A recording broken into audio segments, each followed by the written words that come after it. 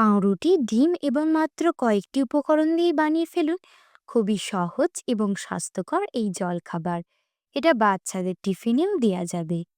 এর জন্য প্রথমে কয়েকটা স্লাইস করা পাউরুটিকে এইভাবে আমি কেটে নিয়েছি।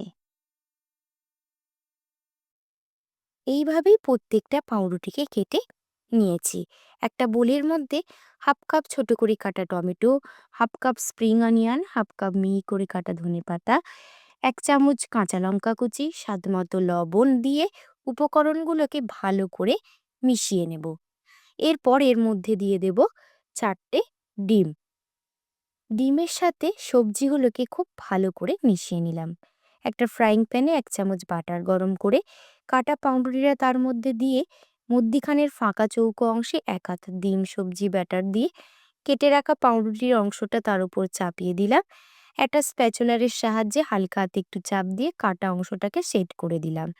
এরপর পাউরুটিটাকে উল্টে দিয়ে অপর দিকটাও হালকা করে ফ্রাই করে নিলাম।